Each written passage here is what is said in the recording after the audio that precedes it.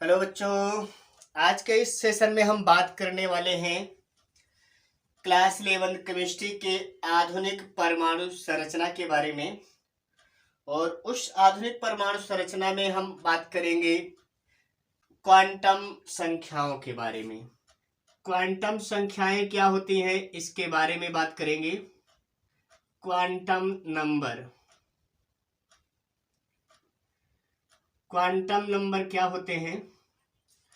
अगर हम क्वांटम संख्या की बात करें तो क्वांटम संख्या का मतलब होता है किसी भी परमाणु में जो इलेक्ट्रॉन उपस्थित है उस परमाणु में इलेक्ट्रॉन की क्या ऊर्जा है, क्या स्थिति है। अगर इस बारे में जानकारी हमें मिलती है तो उसे क्वांटम संख्याएं कहते हैं। और ऊर्जा और स्थिति की जो जानकारी देने वाली संख्याएं हैं इन्हीं को हम क्वांटम संख्याएं कहते हैं।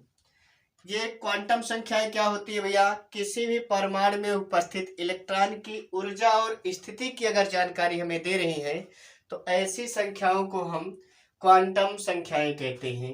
यानी क्या मतलब समझ में आया, अगर हमें इलेक्ट्रॉन की ऊर्जा और स्थिति की जानकारी प्राप्त हो रही है किसी संख्या से तो ऐसी क्वांटम संख्याएं कहेंगे। अब ऊर्जा और स्थिति की जानकारी देने वाली संख्याएं क्वांटम संख्याएं कहलाती हैं। ये बात तो हमारी समझ में आ गई। अब इसके टाइप की हम बात करेंगे। टाइप की अगर बात करें तो क्वांटम संख्याएं कई प्रकार की होती हैं। पहली है मुख्य क्वांटम संख्या। मुख्य क्वांटम संख्या या इसी को हम बोलते हैं principal quantum number. Principal quantum number, principal quantum number. दूसरी है दिगंशी क्वांटम संख्या। दिगंशी क्वांटम संख्या जिसे हम एजीमुथल क्वांटम नंबर कहते हैं। इसी का एक और नाम दिया गया है एंगुलर क्वांटम नंबर भी कभी कभी कहते हैं, एंगुलर क्वांटम नंबर। तीसरे पॉइंट में चुंबकीय क्वांटम संख्या। चुंबकीय क्वांटम संख्या, चुंबकीय क्वांटम संख्या जिसे हम मैग्नेटिक क्वांटम नंबर कहते हैं। और चौथा है आपका चक्रण क्वांटम संख्या जिसे हम स्पिन क्वांटम नंबर कहते हैं, स्पिन क्वांटम नंबर। तो चार प्रकार की क्वांटम नंबर होती हैं, चार प्रकार की क्वांटम संख्याएं होती हैं। मुख्य क्वांटम संख्याएं, दिगंशी क्वांटम संख्याएं, चुंबकीय क्वांटम संख्याएं और चक्रण क्वांटम संख्याएं। चारों बातें क्लियर हो गई। अब ये किसकी जानकारी दे रही हैं, हमने भी पढ़ा है कि क्वांटम संख्याएं ऊर्जा और स्थिति की जानकारी देती है किसी भी इलेक्ट्रॉन की जो परमाणु में स्थिति होती है। अब मुख्य ऊर्जा स्तरों को व्यक्त करने वाली संख्याएं या कोषों को व्यक्त करने वाली संख्याएं या कोषों को व्यक्त करने वाली संख्याएं मुख्य क्वांटम संख्याएं कहलाती हैं। दिगंशी क्वांटम संख्याएं क्या है, ये उप ऊर्जा स्तर या उप कोषों को व्यक्त करने वाली संख्याएं होती हैं। उप कोषों को व्यक्त करने वाली संख्याएं होती हैं। चुंबकीय क्वांटम संख्या क्या है, ये कक्षक यानी जो ऑर्बिटल होते हैं उनको व्यक्त करने वाली संख्याएं चुंबकीय क्वांटम संख्याएं कहलाती हैं। और चौथी है चक्रण क्वांटम संख्या। ये चक्रण की दिशा को व्यक्त करने वाली, चक्रण की दिशा को व्यक्त करने वाली संख्याएं होती हैं, चक्रण क्वांटम संख्याएं कहलाती हैं। तो पहला पॉइंट ये क्लियर हो गया, चार तरह की क्वांटम संख्याएं होती हैं। अब किसे कहते हैं, मुख्य ऊर्जा स्तर या कोषों को व्यक्त करने वाली संख्याएं मुख्य क्वांटम नंबर, उप कोषों को व्यक्त करने वाली या उप ऊर्जा स्तरों को व्यक्त करने वाली संख्याएं दिगंशी क्वांटम नंबर। चुंबकीय क्वांटम नंबर कक्षक यानी जो ऑर्बिटल है उप कोषों में उन ऑर्बिटलों को व्यक्त करने वाली संख्याओं को चुंबकीय क्वांटम संख्याएं कहते हैं। और ये जो इलेक्ट्रॉन कक्षक में चक्कर लगा रहे हैं उनके चक्रण की दिशा को व्यक्त करने वाली संख्याएं चक्रण क्वांटम संख्याएं कहलाती हैं। ये पॉइंट क्लियर हो गया। अब थोड़ा सा डिटेल समझने का प्रयास। तो हमने क्या कहा, ये चार प्रकार की होती हैं। तो पहले में हमने क्या कहा, मुख्य क्वांटम नंबर, मुख्य क्वांटम संख्याएं। दूसरा है दिगंशी क्वांटम नंबर और तीसरा है चुंबकीय क्वांटम नंबर, चुंबकीय क्वांटम संख्या। और चौथी बहुत इजी है, पहले इस तीनों को समझ लेते हैं, चौथे को हम आसानी से समझ लेंगे। तो तीन को हम समझने का प्रयास करते हैं। मुख्य क्वांटम संख्याएं मैंने आपको कहा कोशों को व्यक्त करती हैं, कोशों को व्यक्त करती हैं, और दिगंशी क्वांटम संख्याएं उपकोशों को व्यक्त करती हैं। ये बात आपको पता चल गया। मुख्य क्वांटम संख्याएं कोशों या मुख्य ऊर्जा स्तरों को व्यक्त करने वाली संख्याएं हैं, जबकि दिगंशी क्वांटम संख्या उपकोशों अथवा उप ऊर्जा स्तर को व्यक्त करने वाली संख्याएं। तीसरा है चुंबकीय क्वांटम संख्याएं।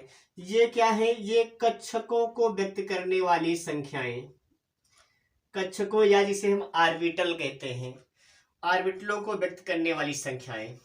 अब मुख्य क्वांटम संख्या को n से प्रदर्शित करते हैं, स्मॉल n से प्रदर्शित करेंगे, जबकि उपकोशों को l से प्रदर्शित करेंगे और कक्षकों को यहाँ पर m से प्रदर्शित करेंगे। यानी जिसे मुख्य क्वांटम संख्या n से प्रदर्शित, दिगंशी क्वांटम संख्या n से प्रदर्शित, चुंबकीय क्वांटम संख्या m से प्रदर्शित करते हैं, m से प्रदर्शित करते हैं। ये बातें क्लियर हो गई, m से प्रदर्शित। आगे देखिए, कोशों को व्यक्त करने वाली संख्याएं मुख्य क्वांटम संख्याएं, दिगंशी क्वांटम संख्याएं कोशों को व्यक्त करती हैं, चुंबकीय क्वांटम संख्याएं कक्षकों को व्यक्त करती हैं। n से प्रदर्शित करते हैं मुख्य क्वांटम नंबर, l से प्रदर्शित करते हैं दिगंशी क्वांटम नंबर, m से प्रदर्शित करते हैं तो चुंबकीय क्वांटम नंबर। अब अगर n बराबर 1 की बात करेंगे तो मतलब ये किसको? k कोश को व्यक्त करती हैं, k कोश को। और अगर n बराबर 2 तो ये l कोश को व्यक्त करती हैं संख्याएं। अगर n बराबर 3 तो ये m कोश को व्यक्त करने वाली संख्याएं हैं। और n बराबर अगर 4 तो ये n कोश को व्यक्त करने वाली संख्याएं। ये पॉइंट क्लियर। अगर n बराबर 1 रखते हैं तो k कोश को डिनोट कर रहा है, मुख्य क्वांटम संख्याएं हैं। n बराबर 2 तो l कोश को डिनोट कर रहा है, n बराबर 3 तो m कोश को, और n बराबर 4 तो n कोश को प्रदर्शित कर रहे हैं। अब l का मतलब क्या है? l का मतलब हमेशा n पर निर्भर होता है, यानी जो n यहाँ पर डिनोट करेगा वही आगे चल करके हमें l की वैल्यू प्रदान करेगा, और l की जो वैल्यू होगी वही हमें m की वैल्यू बताएगी। देखिए भैया कैसे, ये n की वैल्यू तो हमें पता चल गई, कोश की संख्या भी पता चल गई, कौन सी कोश संख्या है। अब l कैसे मिलेगा? l का मान अगर हमें निकालना है तो मैंने कहा n पर निर्भर करेगा, n पर निर्भर करेगा। ये n पर निर्भर कैसे करेगा? देखिए, अगर और कैसे करेगा ध्यान देंगे, 0 से n-1 तक, 0 से n-1 तक, यानी l की वैल्यू जो आएगी 0 से n-1 तक। मतलब अगर n बराबर 1 है, n बराबर अगर 1 है तो मतलब ये होगा, यहाँ पर 1 रखेंगे, 1 से 1 जाएगा तो खत्म, कुछ भी नहीं बचेगा, मतलब 0। तो l की वैल्यू यहाँ पर 0 होगी। किसके लिए? n बराबर 1 के लिए। और उपकोश कौन सा होगा इसमें? n बराबर 1 है तो इसमें उपकोश होगा आपका s। उपकोश में l की वैल्यू 0, उपकोश में l की वैल्यू 0। उपकोश, क्योंकि हमें दिगंशी क्वांटम संख्या उपकोशों को व्यक्त कर रही है, तो s उपकोश है, s p d f ये सारे उपकोश होते हैं, और k l m n ये सारे कोश होते हैं। अब अगर l बराबर 0 जबकि n बराबर 1 है तो ये s उपकोश को व्यक्त कर रहा है। दूसरा, इसी तरह से अगर n बराबर हमने 2 रखा तो 0 से n -1, तो 2 में से 1 जाएगा तो 1 बचेगा, मतलब 0 और 1, 0 और 1 दो संख्याएं, और ये चूंकि यल उपकोष को व्यक्त कर रही हैं तो अगर यल बराबर 1 हो रहा है तो ये पी उपकोष को व्यक्त करने वाली संख्याएं हैं। यल बराबर 1 तो ये पी उपकोष को व्यक्त करने वाली संख्याएं। अब अगर हम n बराबर 3 लेंगे तो यहाँ पर 2 आएगा, यानी कि डी उपकोष को व्यक्त करने के लिए 0, 1 और 2 यानी यल बराबर यहाँ पर 0 मिला, यहाँ पर हमें यल बराबर 1 मिला, यहाँ पर हमें यल बराबर 2 मिला। क्लियर बात। अब अगर n बराबर 4 तो 4 रखेंगे तो 1 घटेगा 3 आएगा, यानी f बराबर 0, 1, 2, 3, यानी यल की वैल्यू जो आएगी वो 3 आएगी। f उपकोष के लिए यल की वैल्यू 3, डी उपकोष के लिए यल की वैल्यू 2 और पी उपकोष के लिए यल की वैल्यू 1, यस उपकोष के लिए यल की वैल्यू 0। ये वैल्यू हमें याद रखनी है, ये आपके काम की है वैल्यू। यस उपकोष के लिए यल का मान 0, पी उपकोष के लिए यल का मान 1, डी उपकोष के लिए यल का मान 2 और एफ उपकोष के लिए यल का मान 3। तो कैसे निर्भर हो रहा है ये पॉइंट आपको पता चल गया। अब आपको केवल याद रखना है यस के लिए यल का मान 0, पी के लिए यल का मान 1 और डी के लिए यल का मान 2 और एफ के लिए यल का मान 3। सवाल जब बनेगा हमें यही बातें याद रखनी होंगी। अब यम जो कि चुंबकीय क्वांटम संख्या है, कक्षकों को ऑर्बिटलों को व्यक्त कर रही है, तो यम से प्रदर्शित करते हैं और इसका मान यम का मान यल पर निर्भर करेगा, ये यल पर निर्भर रहेगा, यल पर निर्भर। तो इसे याद रखेंगे, यल पर निर्भर रहेगा। कैसे, ध्यान दीजिए। देखिए यहाँ पर यल का मान 0, यस के लिए, पी के लिए 1, डी के लिए 2 और एफ के लिए 3 हो गया। अब हमने क्या कहा था, यल पर निर्भर होगा और क्या होगा, माइनस यल से प्लस यल तक, प्लस यल तक ये पॉइंट याद रखेंगे। मतलब यल पर निर्भर कर रही वैल्यू, तो यम का मान कैसे होगा, माइनस यल से प्लस यल तक। तो यस के लिए यल का मान 0 है, तो पहली कंडीशन में यम का मान तो 0 आ गया। यस के लिए यम का मान 0 और पी की अगर हम बात करेंगे तो पी बराबर यल का मान 1 है, तो यम की वैल्यू क्या हो सकती है, माइनस यल से प्लस यल तक, मतलब 1, -1, 0 और फिर +1, यानी यल बराबर अगर 1 है, उपकोष की संख्या को व्यक्त कर रही है, तो यम की वैल्यू -1, 0 और +1 होगा। अगला डी की बात करें तो डी बराबर यल का मान 2 होता है और 2 का मान यम 2 पर ही निर्भर करेगा, यानी यल पर निर्भर करेगा। तो 2 है तो यहाँ पर यम की वैल्यू कैसे आएगी, -2, -1, 0, +1, +2, ये वैल्यू आएगी।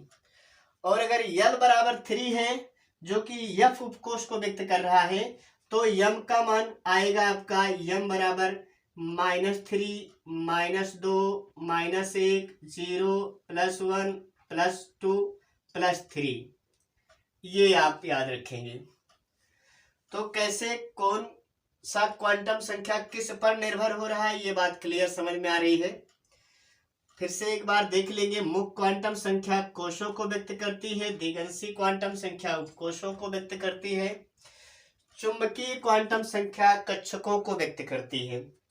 अब इसे मुख्य क्वांटम संख्या को n से निरूपित करते हैं, द्विगंशी क्वांटम संख्या को l से निरूपित करते हैं और कक्षकों को मैग्नेटिक क्वांटम संख्या को m से निरूपित करते हैं। अब n बराबर अगर 1 रखते हैं तो कोष का नाम k और n बराबर 2 रखते हैं तो कोष का नाम l, n बराबर 3 रखते हैं तो कोष का नाम m और n बराबर 4 रखते हैं तो कोष का नाम n कोष। दूसरा, उपकोष यल से प्रदर्शित करते हैं और इसका मान n पर निर्भर करता है। और n की वैल्यू कैसे आती है? 0 से n माइनस 1। अब देखिए 0 से n माइनस 1। अब यस उपकोष के लिए अगर हम बात करें तो n बराबर अगर 1 रखेंगे तो यल की वैल्यू 0। और पी कोष के लिए अगर हम बात करेंगे तो n बराबर 2 रखेंगे और 2 रखेंगे तो यल की वैल्यू 1। और डी के लिए n बराबर अगर 3 रखते हैं तो यल की वैल्यू 2। और एफ उपकोष के लिए n की वैल्यू अगर 4 रखते हैं तो यल बराबर 3। ये आ गया। अगला, चुंबकीय क्वांटम संख्याएं यम से प्रदर्शित करते हैं और मान इसका यल पर निर्भर करता है। और यल का मान जो होता है वो हमें उपकोषों से मिल गया। और यम का मान क्या होगा? माइनस यल से प्लस यल तक। ये पॉइंट याद रखेंगे। अब अगर यल की वैल्यू 0 तो यम की वैल्यू 0।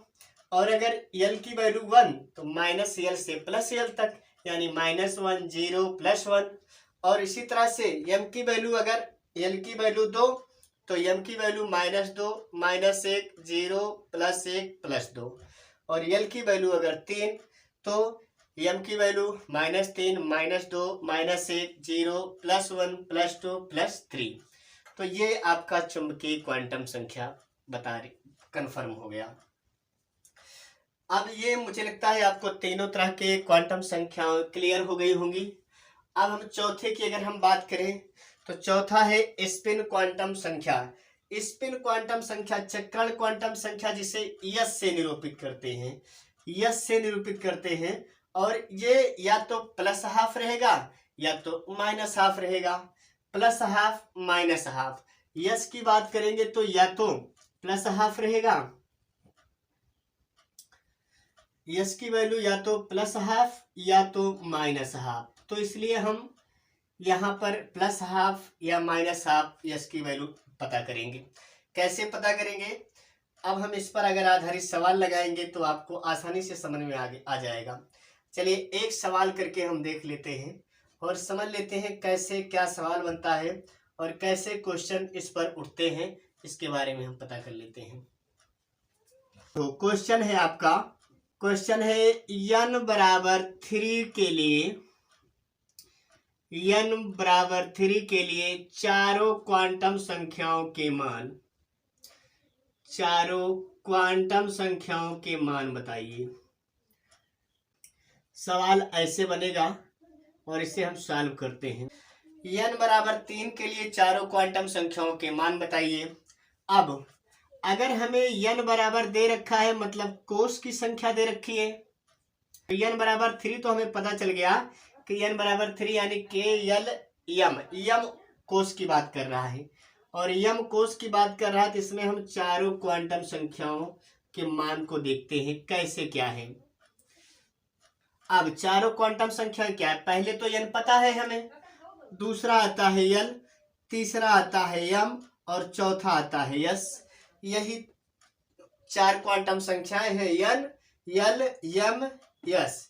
n कोषों को व्यक्त करने वाली संख्या जिसे मुख्य क्वांटम नंबर, यल दिग्गंशिक क्वांटम संख्या जिसे एजीमुथल क्वांटम संख्या यल से प्रदर्शित करते हैं, मैग्नेटिक क्वांटम संख्या जिसे यम से प्रदर्शित करते हैं, यस चुंबकीय क्वांटम संख्या। देखिए अब अगर n बराबर 3 है तो यल का मान n पर निर्भर करता है, मैंने अभी आपको बताया, और n पर निर्भर करता है। और ये भी बताया कि जो यल का मान होता है 0 से n-1 तक होता है, 0 से n-1।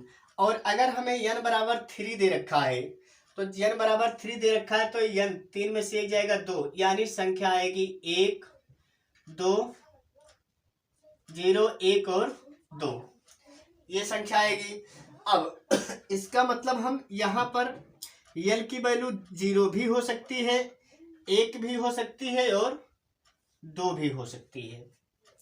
बात क्लियर? यल की वैल्यू जो आएगी वो 0 1 2 और कहाँ तक होती मैंने आपको बताया है 0 से n-1 तक, यानी कि यहाँ पर यल की वैल्यू आपको या तो 0 हो सकती है या तो 1 या तो 2।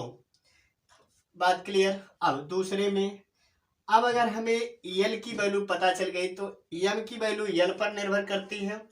और हमने कहा था कि यल का मान जो होता है माइनस यल से प्लस यल तक होता है यहाँ पर।